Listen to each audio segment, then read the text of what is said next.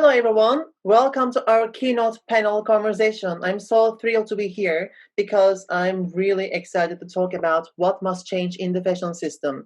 Today we are here, but I would like to thank Rio Ethical Fashion for allowing us to give us a wake-up call that the fashion industry desperately needs. My name is Hakan Karaosman. I'm a social scientist working on fashion supply chain sustainability.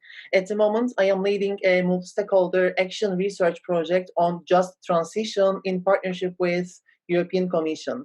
And today we are here. But why are we here? Because we need to redefine the fashion system. We need to change the old structures to bring justice for everyone in and across fashion supply chains. We need radical changes at the system level, and I am so thrilled to be here to discuss all of these issues with one person that has been so vocal and so important to fight for respect and justice for everyone in and across fashion supply chains. Today, we are here with an active citizen that is showing us how to stand up for what we actually are supposed to stand for, equality and justice.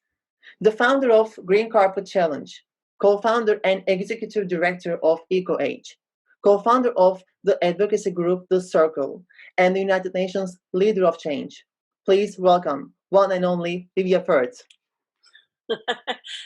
Oh, Hakan, thank you so much. You can introduce me every time now because I never had such a warm introduction ever. But the pleasure is mine because, to talk to you as a scientist, you know how important it is for us because at EcoAge, we always use, cutting edge science as our mandate. As long as innovation is our tool and knowledge we always consider it to be our superhero power. So, all of these things we wouldn't have if it wasn't for experts like you. And it's beautiful to be here today, particularly talking to the real ethical fashion because I love you guys so much, and I love. Latin America has a very special place in my heart. I've been to few countries there to visit a couple of supply chains, and I love it. And I want to go back as soon as COVID allows us to travel again. Exactly. As soon as we can, we will all go to Rio. But today we are here and we have so much to catch up with. And now I really want to deep dive into our conversation. But before we start, I want to give everyone one hint about how you influenced my work. Because here I want to give, and I want to tell everyone, actually, Lydia, two of the previous statements of yours have really inspired me along the way when I was starting my career. And the first one was your sentence about the business models. You keep on saying the business model is so unsustainable, and unless we change the model, it cannot change anything.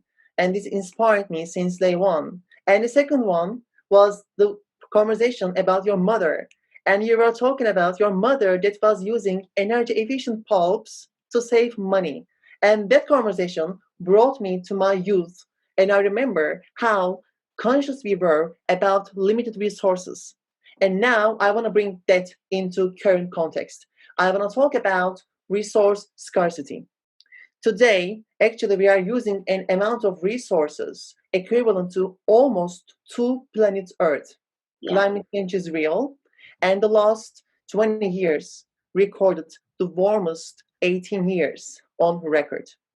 And at the same time, our research keeps on showing social inequalities are all over the world. Coming to fashion, from agriculture to farm and production to distribution, fashion is a system employing millions of people across supply chains. However, fashion has an incredible track record in terms of social and environmental injustice. We have more than 300 million people working in and across fashion supply chains with no democracy. So here, I am also aware that our research shows us fashion has put economic benefits before environmental and social rights. So Lydia, I want to ask you, irony is, fashion keeps on flourishing at the expense of people. And my first question is, how do you think we should redefine fashion to bring justice for everyone? Well, the good news is that this year everything changed, and everything you have said, is very interesting, because we both, know this very well, I know this very well, we've both been in this field and campaigning and researching a study for many years.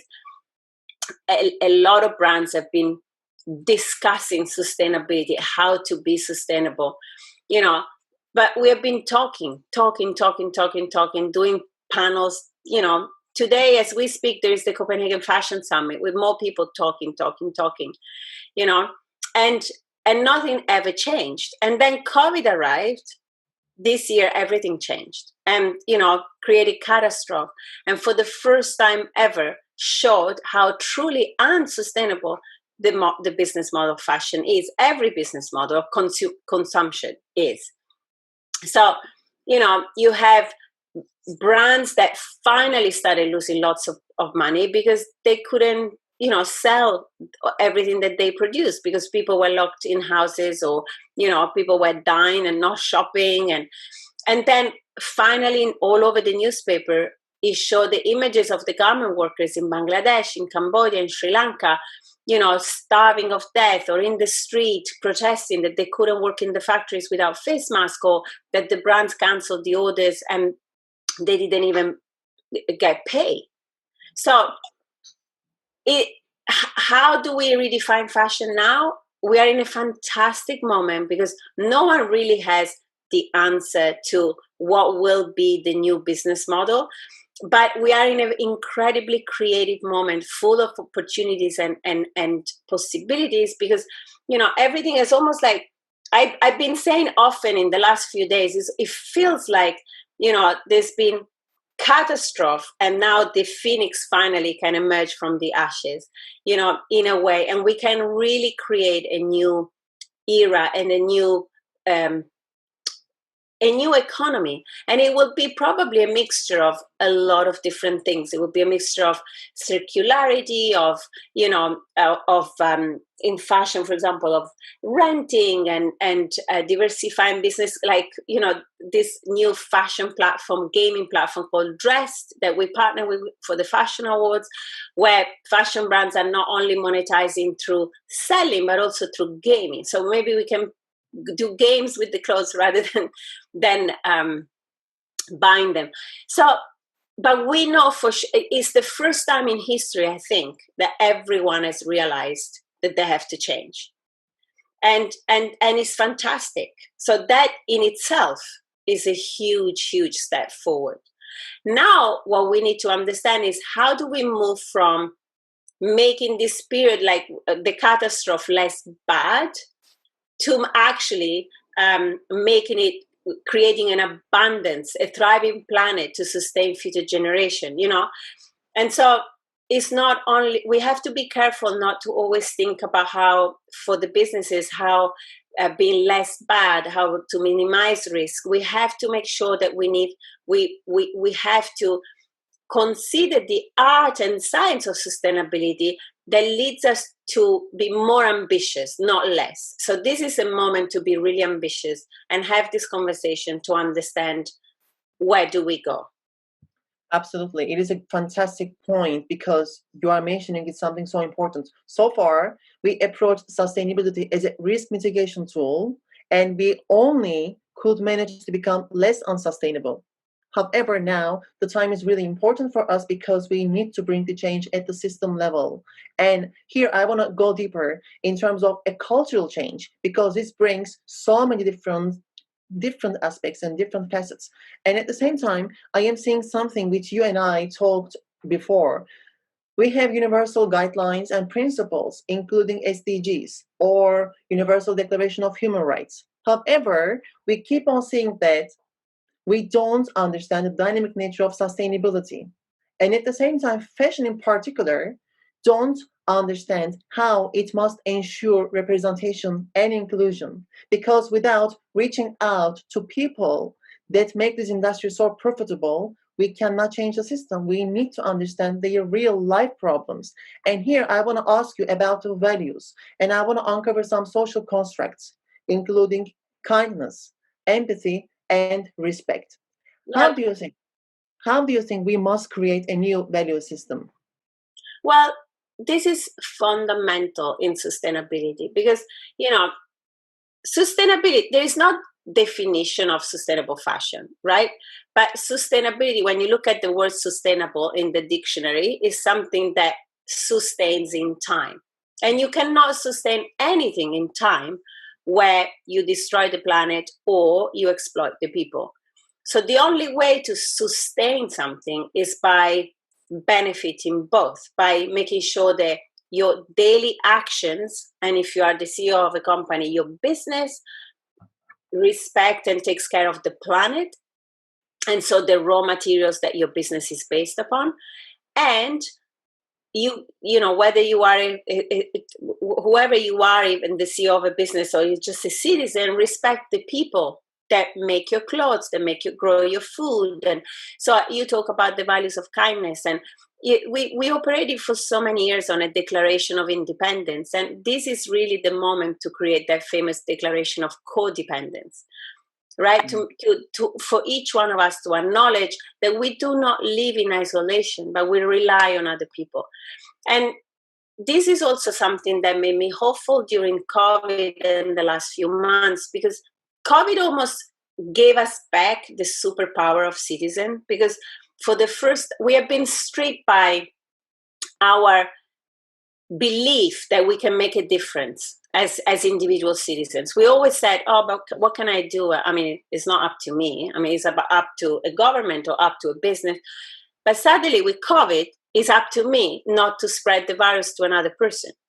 So it's up to me. It's my responsibility whether I kill my parents or kill my friends because I've been careless about wearing a face mask or seeing them without, protection and all of that. So it almost like on a subliminal level gave us back that sense that actually we do make a difference. What we do makes a difference.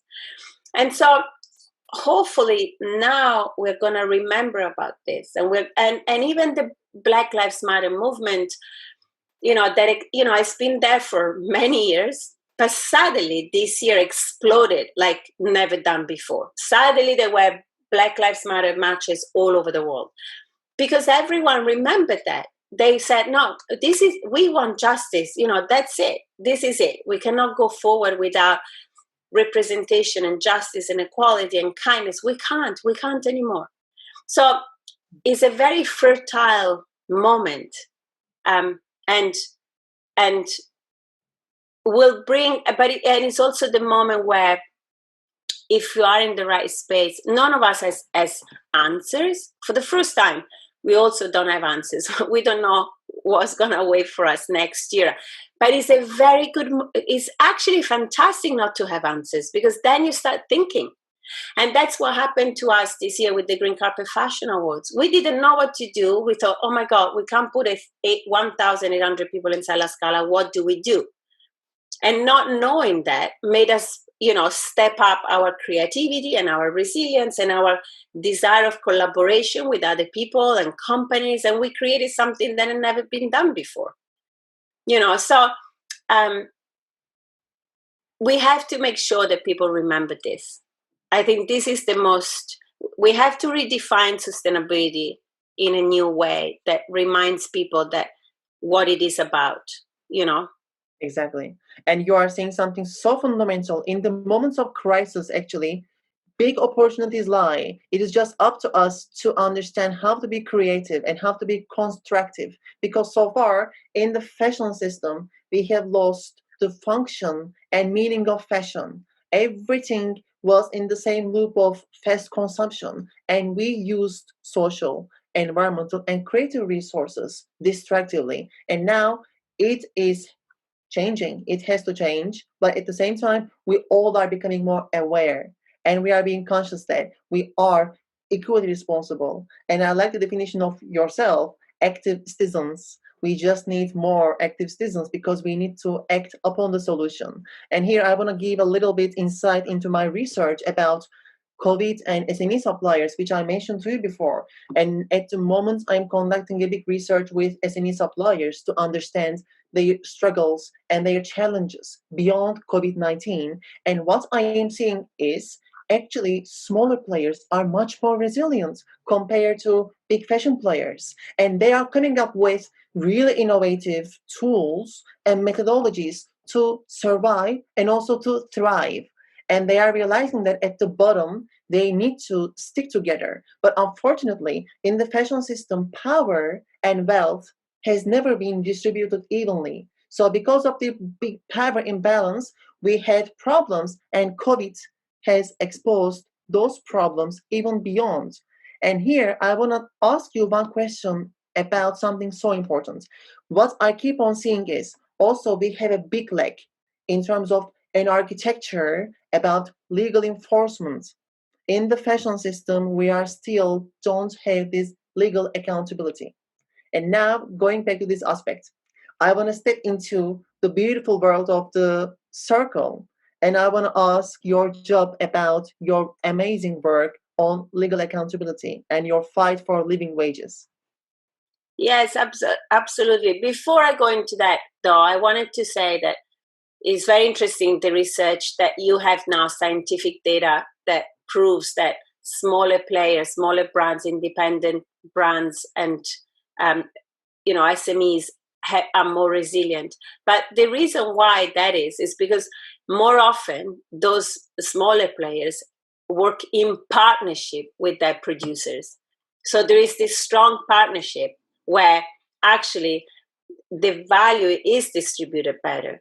And, the producers are not seen like just, the point of the supply chain where to squeeze the margins. They're seen as the people who create the value for the brand.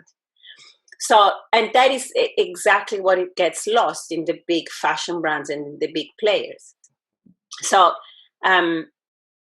it's very interesting, and I look forward to read the full research when you finish that, and to do something with it together. But in terms of accountability, yes, what happened was, so in 2008, Annie Lennox had the idea with other women, and I was one of them, to launch, to create a non-for-profit called The Circle, because she said, as a UNHCR ambassador, as a UN AIDS ambassador, I've been traveling all over. At that moment, I was an Oxfam ambassador. She was Oxfam as well. So wherever you go, in whatever villages you go, no matter where, you always find women sitting in a circle talking about their issues. And it reminded me every time about the same thing we do in London or in New York or in Rome, wherever we are. When we meet with women, we talk about our issues. Obviously, they're very different issues. But she said, what if instead of us signing a check for a charity, what if we put together our skills and resources and what we do in our lives as jobs and professional women to gift work and to work for these women? And so this is how it started. And then through the years, it evolved in very different circles and specialized circles. And one of them, which is very strong and active, is the lawyers' circle. So it's a circle of some of the top legal women in the UK. And when I came back from Bangladesh in 2014, Nazma Atkar, who now has become quite the front runner for garment workers and speaking publicly many times, she said to me something that really resonated with me. And she said, Olivia, brands will always hop from one country to the other in pursuit of the cheapest possible production chain until there is a transnational agreement on wages. And I came back to England and I called the lawyers in the lawyer circle and I said, do you think something like this is even possible? Can we create a law? Or and when you challenge lawyers, yeah, they never say, I don't care. Everyone was like, oh, actually, this is interesting. So they started working on it. And for a year, we worked with the lawyers. We partnered with the Clean Clothes Campaign, the NGO, in every country. We partner with Trust Law, which is the pro bono legal work from Thomson Reuters. And we selected 14 producing countries, garment countries, including Bangladesh and Sri Lanka and Cambodia and Turkey and all of that, and looked at the issue of wages in each one of these countries to understand where the regulation, but also how the brands were behaving. And you won't be surprised to know that what we found was awful, because the brands have no legal accountability for anything, because the system has been created, as one of the lawyers said, this is perfectly sustainable for the brands because they get away literally with murder. And so what after 2 years we launched the first legal report that established for the first time since the Treaty of Versailles after the Second World War the legality of a living wage. And it never happened before. So until, when we launched this report, every single summit and conference with plenty of brands, ranging from H&M and Primark and all the others, have always been saying the same thing. Oh yeah, we really want to pay a living wage. We have signed up to the ILO, we have signed up to this, to the ETI and all of that, but it's just difficult because it's not up to us. And how do you define a living wage?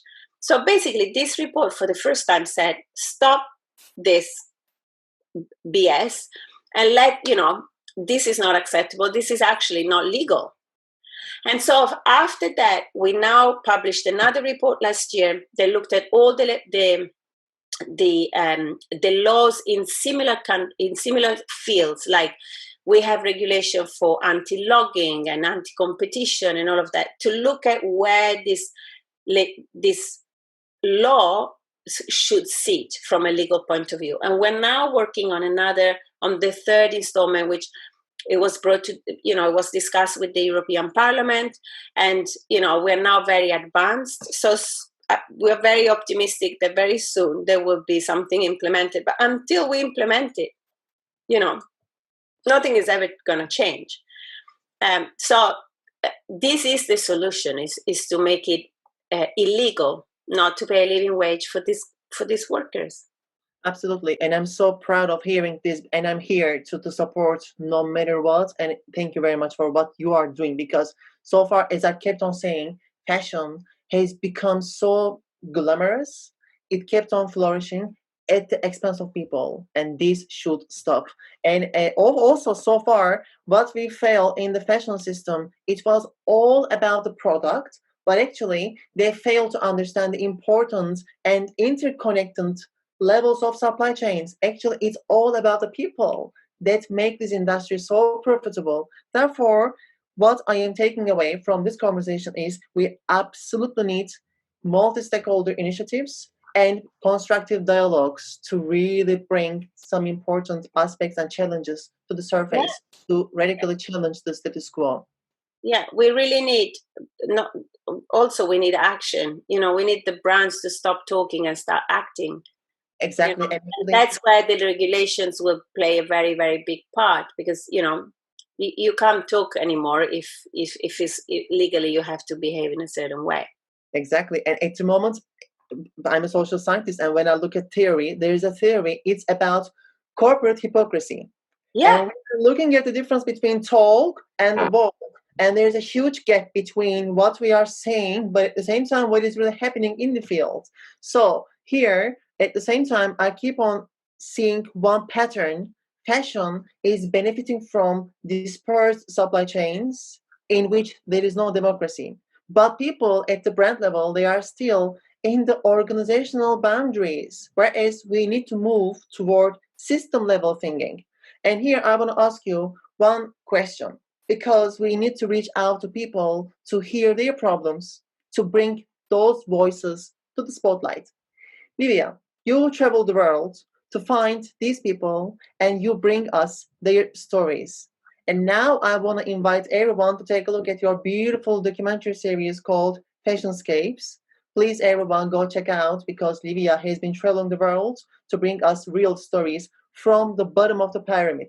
So now, please tell us more about this beautiful initiative and your observations at the lower tier supply chain levels where no one else is going. Thank you, Hakan. Well, I've traveled many countries and many supply chains, because obviously nothing, you never learn properly on books and reading reports. You have to go on the ground and meet the people and talk to them and understand what keeps them awake at night, and and what are the challenges, because sometimes it's never black and white. There is always lots of shades of gray and different things in supply chain. So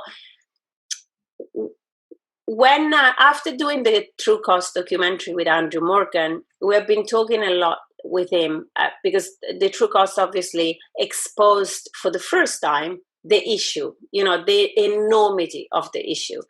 And it's a fantastic, I mean, Andrew managed to convey the whole system into an hour film. But it doesn't give, when the True Cost ends, it doesn't give you any solutions. So with Andrew, we said, well, what if we, sometimes when I go and study some supply chains, why don't we go together and film it and talk and see what comes out of that? So we decided to try it out. And the first trip that I did with Andrew together was to Australia, when I went to Tasmania to look at the wool supply chain and meet some of the wool growers there. And so that is, each documentary, each episode is only 13 minutes, so 12, 13 minutes. So they're very short and very digestible, and gives you a snippet of each issue and supply chain. And then we went together more recently to Botswana. And I went also to Guatemala last year to do one,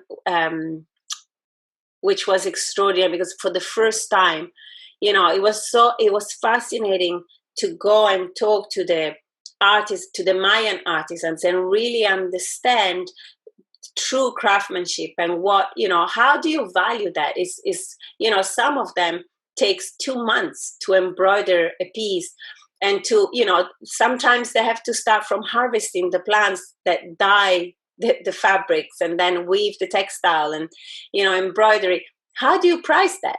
It's like a Valentino haute couture gown, where a seamstress is, a Valentino seamstress takes 3 months to do. Is exactly the same. And yet these people are never valued, these women. In fact, most time, the culture is appropriated to replicate it cheaply somewhere else, and they're never recognized. But one of the trip I did last year in Botswana to go and look at the diamond supply chain was very interesting, and was a real eye-opener for me, because it's the first time that I almost saw I saw a glimpse of a solution of how businesses and government have to work together to benefit civil society. Because when you go to Bangladesh, I've been twice. I can write an essay about Bangladesh. I'm sure you can too. Yeah. But you see, every person you meet in Bangladesh, every woman is abused and is exploited.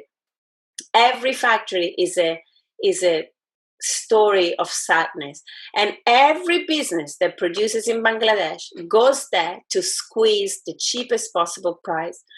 They don't hire a factory, they place an order, they don't hire anyone, and then they get what is produced and they export the value out, and the price goes up when it is up. I went to Botswana thinking, oh my God, we're talking about diamond supply chain.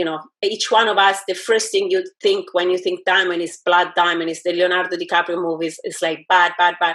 And then suddenly I arrived in a country where every person I met, every single one, is empowered and is happy and is proud to their bones to be part of that industry and that country, where, the value is all kept. The mining company there, the diamond company, they have built the mines, they built the hospitals, they built the schools, they employ every single one. They, there is a work ladder, so you can start as a janitor and then become the managing director of the mine. And suddenly there is this strong partnership between the government and, and the companies to benefit the population, and you think, oh, so this is how it should be.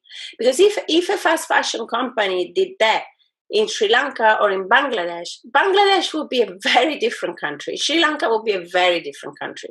And Botswana went to be one of the poorest countries in Africa to one of the richest because of that. Yes. So there is a blueprint here of how we should behave, businesses should behave when they go. And, and again, it is done because, there's very many different factors. Is the government of Botswana clearly, being a democratic country and government and really wanted this, and, they're very proud of this. But at the same time, there is a true story of partnership there that doesn't exist anywhere else I visited, at least. Absolutely. And let's put the record straight. What you are talking is absolutely social development, which is lacking in the fashion industry, because the companies that outsource from low-income countries don't bring actually social justice into those geographies. They are just exploiting the ecosystem, in which we just need to bring partnerships. But here, I would like to underline one profound construct: evidence. So please, everyone, ask for evidence and proof, because at this moment in the fashion system, we just need to understand the truth. And the best way to tell the truth is the evidence, numbers, proof. So I invite everyone in the fashion industry to be transparent and to bring us evidence in terms of what they are really doing. And growth should have limits. So this is the moment for us to really bring some new definitions and new constructs to this conversation. And at the same time, I want to acknowledge one important thing that you have been doing for many years. Awareness and consciousness are important, but at the same time, we need to understand how to change the business models. And now I want to step on a green carpet with you. And I want to talk about Green Carpet Challenge, because the first time you actually showed us something that was profoundly important: how to change the business model that was applied to red carpet. So to me, green carpet has always been beyond the glamour. It was about business model innovation. And now I really want to deep dive into this multidisciplinary, interconnected conversation. And what you have done in green carpets actually defined a new era for red carpet philosophy. And now, what is our vision for the future of fashion, departing from green carpets? Thank you. Well, I love the fact that you said the Green Carpet Challenge redefined the business model of red carpets, because one of the first lessons that I learned by being on red carpets was how much money was going around in there between the brands paying the talent to wear that, and the stylist being paid, and the commercial. I mean, it's really. So I never heard anyone saying it. So thank you for pointing that out. The Green Carpet Challenge was very simple at the beginning, and it was what the title said, a challenge. Lucy Siegel, the British journalist, challenged me publicly when Colin got nominated for A Single Man for the Golden Globes it was December 2009, and said, okay, now will you manage to do all the red carpets wearing only eco fashion? At the time we were calling it eco fashion. And I was like, well, listen, I have no idea. I'm not going to wear a sack of potato on the red carpet. So let's try it out, and you have to try it with me. So we started as a game, almost like, will it work? Will it not work? And the first year, the minute I step on that first red carpet, immediately we got a buzz, and we got people attention. And it started as a blog on Vogue.co.uk, and a lot of people started to follow it and respond to it. So we also understood how much separation that had been until that moment between viewers and readers of red carpet consumption and clothes in general, and completely divorced by where the clothes were coming from and who made them. It was just the name of a brand and a color, and that's it. So it was always by, who are you wearing, rather than what is the story that you're wearing. And that was that, as it evolved in time, it was also one of the first thing that a lot of the talent, the big talent and the actresses that participated told us. Is like, I get a kick out of walking the red carpet by knowing that I'm wearing such a powerful story. Forget about the name of the designer. I'm just actually wearing a story. And it makes me walk it standing taller because I'm more proud of it. Yeah. And so in the years it grew, it became, the Green Carpet Challenge, or GCC, we abbreviated, became a brand mark, and on some certain collections, it became, it evolved into the Green Carpet Fashion Awards 4 years ago. And it's using this huge appetite that we have to consume glamour and talent. We live in a celebrity society. It's using that to almost fool people and say, okay, you are obsessed with this, but by the way, did you know that? and it worked. It became incredibly successful, and in a way, completely changed the conversation around sustainable fashion, and proved for the first time that glamour and sustainability have nothing to do with each other. Because that was the other misconception for many, many years, was that sustainable fashion or eco fashion or green fashion, call it how you want it, was not glamorous. And you think, well, hold on a second. What if a design is awful? It's awful. It's not because it's made with, organic silk, piece silk, or organic cotton instead of normal one. It's not because it's been made with slave labor of someone who has been paid a living wage. It's just because the designer is not good. So, that was, but it was an important point to make, because for many years, it was thought that sustainable fashion was just ugly, It's true. People simply didn't know. And actually, this entire transition showed us the importance of how conceptions should change. And I remember the entire relation with the dress on the red carpet has changed through this transition. In 2012, Meryl Streep won an Oscar, her third Oscar, wearing a gold silk lanva dress, and Emma Watson dedicating her entire press tour to sustainable fashion. You yourself, in 2009 in Venice, in the premiere of A Single Man, you wore a black dress upcycled. And the same trend that you kept on using was in 2010 Oscar. I remember the dress. It was the one-shouldered black gown. It was upcycled. And this year, Kate Blanchett has pursued this entire logic and brought it to the next level. And she is actually using her own wardrobe over and over again. So I like the fact that these celebrities that bring exposure to their stories are now taking the spotlight to showcase what is actually behind. And it is so important for us to see this. So thank you for what you are doing, because it is fundamental to bring the spotlight to these behind the scenes stories.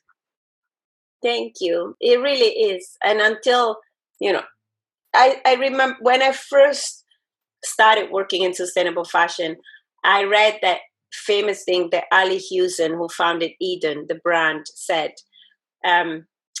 She said, we carry with us the stories of the people who make our clothes. And that is, I think no one ever described it better. And it's true. We carry stories. So none of us want to carry awful stories. None of us want to carry blood and exploitation, And so we cannot be lazy anymore and not ask questions. As you said, we need to ask questions. We need to start understanding and being vocal and rebelling against the brands that just want us to buy, consume fashion in a disposable way. So how do we redefine fashion? To go back to the first question that you asked, is probably redefine it by taking it further possible from disposability. This is how we redefine it. We put the meaning back into it, how the way that it used to be, and the way that a lot of designers are still working. All this ocean of emerging and independent designers that have strong relationship with their manufacturers and work in partnership with them. This is where the future belongs. Absolutely. Fashion has lost the meaning of human connections, and this is the perfect way to reach the full circle in our conversation. And at the same time, I would like to acknowledge one fact. People, everyone that listens to us, real change starts from within. So please think about your relation with your clothing, with your possessings, and be the change that you want to see, because we need to act upon the solution altogether. As an academic, as a producer, as a researcher, as a consumer, we have responsibilities, and the time is up. We need to start acting upon the solution altogether. Livia, thank you so much for You're, being here. you're welcome, Hakan. You made me laugh because you made me you reminded me of that expression that used to be said in the old hippie days of the green movement, which was, anybody who thinks you are too small to make a difference, you never share a sleeping bag with a mosquito. And that is it. That's true. Exactly. And in an ocean in which we have lots of sharks, all small fish must come together to fight to reach the same target, to survive and to thrive and to bring the change.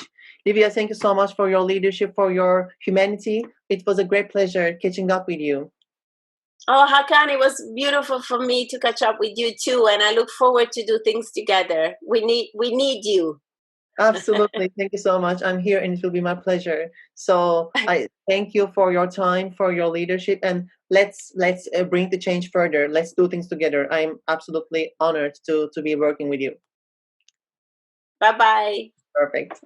Bye guys. Thank you very much for watching us, and hopefully you enjoyed as much as we did. So enjoy Rio Ethical Fashion, and we will be online from 13th of October until 30th of November, and let us know what you think. So thank you for being with us.